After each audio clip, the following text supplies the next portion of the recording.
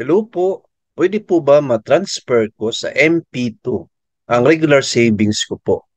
Interesting question po from ma'am sa ating Q&A with Proof AMN. Sige po, I will answer this question in a direct, concise, and with example. Let's get started. So ang tanong po ninyo is about pag-ibig MP2. Opo, meron tayong regular savings which is what we call pag-ibig 1. So, gusto niyo po i-transfer po ito sa MP2, right? So, yan yung tanong niyo. Of course, maganda talaga na i-transfer sa MP2 kasi mas malaki ang dividends ng MP2 compared sa regular savings na Pag-ibig 1. But then, ma'am, the answer is no. Hindi po pwede i-transfer. Kasi po, ang regular savings natin is meron siyang membership maturity which is 20 years.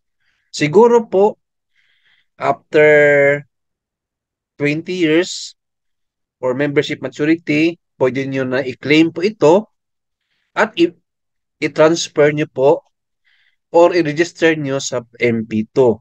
Yan na lang ang gawin ninyo, ma'am. Hintayin natin ang membership maturity or 20 years or 5 grounds para ma-withdraw ang regular savings sa Pag-ibig 1 bago natin i-transfer to MP2. Kasi ang Pag-ibig 1 po, nandyan talaga yan, no? Government mandated deduction yan sa mga employees. So, hindi pwede i-stop yan.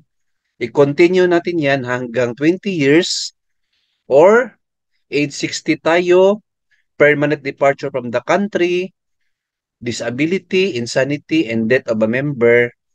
Yan po ang mga grounds for withdrawal po. So, kung wala sa 6 grounds for withdrawal, nandyan lang po yan yung regular savings nyo with dividends yan annually and iba din yung MP2. Kasi ang MP2 is 5 years term po yan.